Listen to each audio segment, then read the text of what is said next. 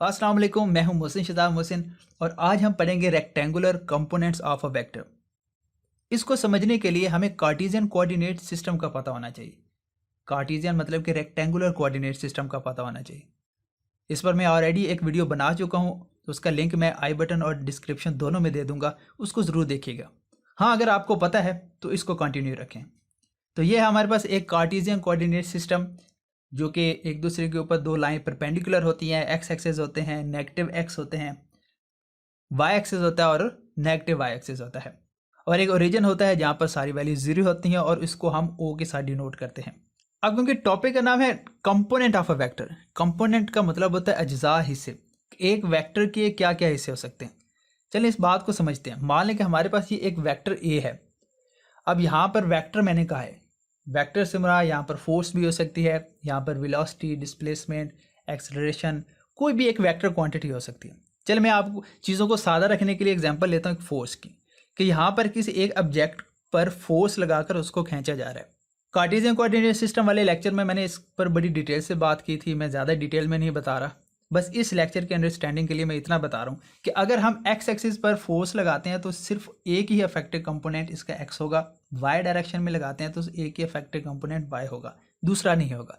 लेकिन अगर दो प्लेन के दरमियान में कोई फोर्स होती है तो इसका मतलब ये होता है कि दोनों इफेक्टिव कंपोनेंट है, मतलब उस ऑब्जेक्ट पर एक्स एक्सिस में भी कुछ फोर्स लग रही है और वाई एक्सिस की तरफ भी कुछ फोर्स लग रही है, तो वो ऑब्जेक्ट रिजल्टेंट उसका जो होगा उन दो फोर्सेस के दरमियान में रहेगा। इसका मतलब यह है कि अगर ये एक फोर्स है जो कि इस एक्स एक्सिस के साथ एक सर्टेन एंगल थीटा बना रही है और किसी न किसी डायरेक्शन में मूव कर रही है, तो इसका मतलब ये हुआ कि इसका एक एक्स कंपोनेंट भी है, कंपोनेंट में अगर ना बोलूं तो इस पर यानी कुछ एक्स डायरेक्शन में भी फोर्स लग रही है और वाई डायरेक्शन में भी फोर्स लग रही है। लेकिन अगर हमने ये चेक करना हो कि इसमें एक्स डायरेक्शन का कितना हिस्सा है, एक्स एक्सिस का, और वाई का कितना हिस्सा है, तो तब हम इसके कंपोनेंट बनाते हैं। कंपोनेंट बनाएंगे किस तरह से, इस वेक्टर के एंड पर हम एक परपेंडिकुलर ड्रॉ करेंगे एक्स एक्सिस के ऊपर, और जिस पॉइंट पर जाकर मिलेगा उस पॉइंट को हमने एम कह दिया। सिमिलरली हम एक और परपेंडिकुलर ड्रॉ करेंगे वाई एक्सिस के ऊपर और जिस पॉइंट पर जाकर मिलेगा उसको हमने एन कह दिया। अगर कोई एक लाइट सोर्स होता है जो कि इस वेक्टर के ऊपर पड़ रहा होता है तो हमें इस वेक्टर का अक्स यहाँ एक्स एक्सिस के ऊपर नजर आता, तो हम कहते हैं कि ये इस ए का प्रोजेक्शन है। तो ये जो कंपोनेंट होता है इसको हम इस वेक्टर का प्रोजेक्शन कहते हैं। अब वो पॉइंट जिस पॉइंट से हमने ये परपेंडिकुलर ड्रॉ किया उस पॉइंट को हमने पी का नाम दे दिया। अब क्योंकि इस पर जो फोर्स है वो एक्स डायरेक्शन में भी लग रही है, वाई डायरेक्शन में भी लग रही है, तो जितनी फोर्स एक्स डायरेक्शन में लग रही है उस फोर्स को मैंने यहाँ पर एरो लगा दिया और इन दोनों फोर्सेस को मैंने हेड टू टेल रूल की मदद से ऐड कर दिया। अब ये जो दो फोर्सेस हैं ये बेसिकली इस वेक्टर ए के कंपोनेंट है। अब इसका ये जो कंपोनेंट है ये ए एक्स आई कहलाएगा। ए एक्स मतलब कि वेक्टर ए का x component along x axis, ये आई इस चीज़ को शो करता है कि इसकी जो डायरेक्शन है वो एक्स एक्सिस की तरफ है, ये मैंने यूनिट वेक्टर में पढ़ाया था। और जबकि ये जो दूसरा है ये इस वेक्टर ए का Y component along Y axis, यानी अगर हम इन दो कंपोनेंट्स को जब मिलाते हैं तो वापस हमारे पास ये वेक्टर ए बनेगा। ओवरऑल रिजल्टेंट हमारे पास क्या है, ए, और उसके कंपोनेंट्स क्या हैं, ए एक्स ए वाई, ए एक्स अलॉन्ग एक्स एक्सिस, ए वाई अलॉन्ग वाई एक्सिस। तो मैंने आपको बताया कि अगर हम ए एक्स यानी इसके एक्स कंपोनेंट और वाई कंपोनेंट को जब हम ऐड करेंगे तो वापस वेक्टर ए बनेगा। तो मैंने यहाँ पर लिखा, यानी एक्स कंपोनेंट ऐड हुआ, वाई कंपोनेंट ऐड हुआ, तो ये हमारे पास वेक्टर ए वापस बनेगा। सॉरी, यहाँ पर जे होगा, ठीक है, क्योंकि ये उसका जे कंपोनेंट अलॉन्ग वाई एक्सिस है। तो अब यहाँ पर ये जो ए एक्स और ए वाई आए हैं बेसिकली यही इस वेक्टर ए के रेक्टेंगुलर कंपोनेंट्स कहलाते हैं। तो हमने एक वेक्टर को उसके कंपोनेंट के अंदर रिजॉल्व कर दिया, इसको हम रेजोल्यूशन ऑफ वेक्टर कहते हैं, कि वेक्टर के उसके कंपोनेंट में रिजॉल्व करना, मतलब कि उसका कौन सा कंपोनेंट कितना ज़्यादा एक्स एक्सिस में इफेक्टिव है और कितना ज़्यादा वाई एक्सिस में इफेक्टिव है।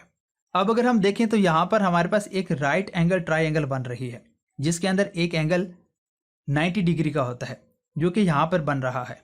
अब ये राइट एंगल ट्राइंगल को सॉल्व करने के लिए हमारे पास तीन ट्रिग्नोमेट्रिक रेशियोज होते हैं, sine theta, cos theta, tan theta.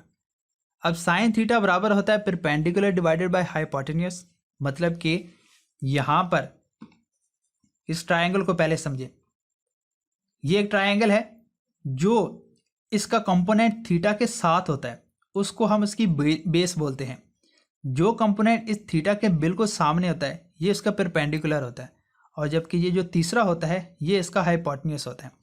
जो साइन है वो परपेंडिकुलर डिवाइडेड बाय हाइपोटेन्यूस होता है, cos base divided by hypotenuse, जबकि टैन जो है परपेंडिकुलर डिवाइडेड बाय बेस के इक्वल होता है। हमारे पास तो इसके दो कंपोनेंट, इस ट्रायंगल को अगर देखें तो एक कंपोनेंट अलोंग एक्स एक्सिस आ रहा है, मतलब बेस के ऊपर आ रहा है, जबकि दूसरा कंपोनेंट अलोंग वाई एक्सिस मतलब कि परपेंडिकुलर पर आ रहा है। तो अगर हमने ये कंपोनेंट फाइंड करना है तो इन ट्रिग्नोमेट्रिक रेशियो में से देखेंगे कौन सी है जिसके अंदर बेस आ रहा है, तो बेस इसके अंदर आ रहा है, यानी cos theta is equal to base divided by hypotenuse. अब बेस की वैल्यू क्या है, बेस की वैल्यू हमारे पास ए एक्स आई है और हाइपोटेन्यूस की क्या है ए। तो यहाँ पर बेस की जगह पर हम ए एक्स आई लिखेंगे, जबकि हाइपोटेन्यूस की जगह पर ए आ जाएगा। अगर हमने ए एक्स मतलब कि इसका एक्स कंपोनेंट फाइंड करना है तो ए को दूसरी तरफ मल्टीप्लाई कर देंगे, तो A X is equal to A cos theta. तो जब हमने इसका एक्स कंपोनेंट फाइंड करना होगा तो हम फार्मूला यूज करेंगे A X is equal to A cos theta.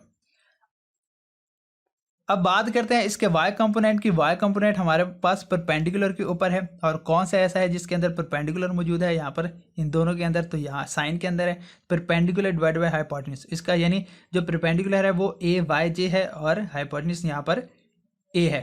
तो जब ए को दूसरी तरफ मल्टीप्लाई करेंगे तो A Y is equal to A sine theta आता है। तो मतलब कि हमने इसका जब एक्स कंपोनेंट फाइंड करना हो तो हम formula A X is equal to A cos theta use करेंगे। y कंपोनेंट फाइंड करना हो तो A Y is equal to A sine theta use करेंगे। अब यहाँ पर ये जो मैंने a लिखा है ये तो चेंज होता रहेगा, फोर्स के केस में ये f आ जाएगा, वेलोसिटी के केस में ये v आ जाएगा, लेकिन जो इंपॉर्टेंट बात है वो इसमें साइन और कॉज है। अलॉन्ग एक्स एक्सिस हमेशा हम कॉज थीटा लिखेंगे और अलॉन्ग वाई एक्सिस जो है वो हम साइन थीटा लिखेंगे। अगर हमें ये वेक्टर पता है तो हम इसका x कंपोनेंट भी फाइंड कर सकते हैं और y भी फाइंड कर सकते हैं इस फार्मूला की मदद से। मान लो कि ये एंगल 60 है और इसकी जो वैल्यू है वो 4 है, तो यहाँ a की जगह पर 4 आ जाएगा और एंगल की जगह पर 60 आ जाएगा। सॉल्व करेंगे तो x कंपोनेंट आ जाएगा। इसी तरह हम इसका y कंपोनेंट भी फाइंड कर सकते हैं। लेकिन अगर क्या हो इसी कोऑर्डिनेट सिस्टम के अंदर, कार्टेशियन कोऑर्डिनेट सिस्टम के अंदर हमारे पास जो x कंपोनेंट है ये भी हमें पता है, इसकी वैल्यू हमें मालूम है, और जो y कंपोनेंट है ये भी हमें पता है, लेकिन इसका ये जो हाइपोटेन्यूस बनता है यानी जिसके ये कंपोनेंट हैं उस वेक्टर का हमें नहीं पता कि उसकी मैग्नीट्यूड कितनी है। तो तब हम यूज करते हैं पाइथागोरस थ्योरम कि hypotenuse square is equal to base square plus perpendicular square. तो यहाँ पर इस ट्राइंगल को यूज करेंगे। ट्राइंगल हमारे पास ओ एम पी बनती है, यहाँ पर ओ एम पी, और ये पाइथागोरस थ्योरम का फॉर्मूला होता है, यानी हाइपोटेन्यूस इसका ओ पी बनता है, उसकी वैल्यू उसके ऊपर स्क्वायर आएगा। ओ एम इसकी मतलब बेस एंड एम पी इसका परपेंडिकुलर, तीनों के ऊपर स्क्वायर रहता है। आप सबकी वैल्यूज पुट कर देंगे। ओ पी की वैल्यू हमारे पास ए है, ए स्क्वायर आ जाएगा। ओ एम यानी बेस है, ए एक्स स्क्वायर आ जाएगा, जबकि एम पी परपेंडिकुलर है उसकी वैल्यू ए वाई है, ए वाई स्क्वायर आ जाएगा। अब यहाँ पर हमने क्योंकि ए फाइंड करना है तो इस स्क्वायर को ख़त्म करने के लिए दोनों तरफ से स्क्वायर रूट अप्लाई करेंगे, तो यहाँ से स्क्वायर ख़त्म हो जाएगा। तो अब हमें ये वैल्यूज़ पता है, जैसे कि मैंने बता दिया कि हमें ए एक्स कंपोनेंट भी पता है और ए वाई कंपोनेंट भी पता है, तो दोनों की यहाँ पर वैल्यूज़ लगा देंगे, ऊपर स्क्वायर लेंगे, उनको ऐड करेंगे, फिर उसका स्क्वायर रूट ले लेंगे। तो इस तरह हमारे पास ये वेक्टर आ जाएगा जो कि हमने फाइंड करना था। अगर हमने ये डायरेक्शन फाइंड करनी हो, डायरेक्शन से मुराद क्या होगा, थीटा फाइंड करना हो, ये भी मैंने बता रखा है उस लेक्चर के अंदर। मैं दोबारा सजेस्ट करता हूँ कि वो लेक्चर एक दफ़ा ज़रूर सुने। तो जब हमने थीटा फाइंड करना हो तो तब हम तीसरी ट्रिग्नोमेट्रिक रेशियो यूज करते हैं जो कि है tan थीटा। अब tan थीटा हमारे पास क्या होता है, परपेंडिकुलर डिवाइड बाय बेस। यहां पर परपेंडिकुलर कितना है, MP यानी कि AY, और बेस कितनी है OM मतलब कि AX।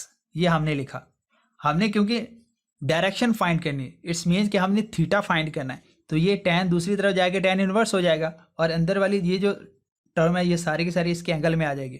तो हमें क्योंकि इसके ए वाई और ए एक्स दोनों कंपोनेंट मालूम है, उसकी वैल्यू यहाँ पर पुट करेंगे तो हमारे पास थीटा की वैल्यू आ जाएगी। तो इस तरह से हम क्या कर सकते हैं, अगर हमें वेक्टर मालूम हो डायरेक्शन हम फाइंड कर सकते हैं। तो अभी तक हमें क्या समझ आया, हमें ये पता चला कि एक वेक्टर को हम उसके कंपोनेंट के अंदर रिजॉल्व कर सकते हैं। अगर हमें वो वेक्टर उसकी मैग्नीट्यूड पता हो तो हम उन कंपोनेंट्स की वैल्यू भी फाइंड कर सकते हैं दो फार्मूला की मदद से जो कि हमने डिराइव किए हैं। दूसरा, अगर हम उन कंपोनेंट्स का पता हो तो उन कंपोनेंट की मदद से हम वापस वो वेक्टर मालूम कर सकते हैं जिसके वो कंपोनेंट हैं। तीसरा, हम ट्रिग्नोमेट्रिक रेशियोज के में tan थीटा को यूज करके उस वेक्टर की डायरेक्शन भी फाइंड कर सकते हैं। अब लास्ट पे हम एक और बात पढ़ेंगे जो कि है पोजीशन वेक्टर। पोजीशन वेक्टर के लिए यहाँ पर उसी तरह से एक कार्टेशियन कोऑर्डिनेट सिस्टम के अंदर वेक्टर है और ये r ये डिस्टेंस शो कर रहा है ओरिजिन से इस पॉइंट तक। तो ये बेसिकली हमें उस पॉइंट की पोजीशन बताता है जो कि ओरिजिन से कितना दूर मौजूद है। तो उस पॉइंट्स पर हम हमेशा परपेंडिकुलर ड्रॉ करते हैं x और y कंपोनेंट के ऊपर, तो हमारे पास वैल्यूज आती हैं। जैसे यहाँ पर ये a है, यानी अलोंग x एक्सिस हमारे पास जो वैल्यू आई है वो a है, और अलोंग y एक्सिस यानी ओरिजिन से यहाँ तक जिस पर ये परपेंडिकुलर ड्रॉ किया है ये डिस्टेंस a है, यहाँ से y पर जो परपेंडिकुलर ड्रॉ किया है ये दरम्यान में डिस्टेंस b है। तो हम क्या करेंगे, ये हमने फाइंड करना हो तो उसी तरह से पाइथागोरस थ्योरम हम यूज़ करते हैं जो कि बनेगा, अगर उसकी हमने मैग्नीट्यूड फाइंड करनी है तो a square plus B square ऊपर स्क्वायर रूट आ जाएगा। अब ये तो थे अगर हमारे पास दो कंपोनेंट यानी हम प्लेन की बात करें x और y की बात करें, लेकिन अगर 3 डायमेंशन हो मतलब कि स्पेस में हो तो तब एक तीसरा कंपोनेंट z भी इसके अंदर शामिल हो जाएगा। तो फिर ये एक वेक्टर बनेगा ai plus B J plus C K, मतलब कि a i डायरेक्शन में मतलब x डायरेक्शन में, b डिस्टेंस j मतलब कि y डायरेक्शन में, और c डिस्टेंस k, सॉरी यहाँ पर k आएगा, इसको k करें क्योंकि z डायरेक्शन के अंदर k आएगा, j नहीं आएगा। और अगर हम इसकी मैग्नीट्यूड फाइंड करें तो मैग्नीट्यूड हमारे पास ये आ जाती है। आई होप कि आपको लेक्चर की समझ आई है, और अगर अच्छे से समझ आई है तो प्लीज़ इस चैनल को ज़रूर सपोर्ट करें। Thank you so much.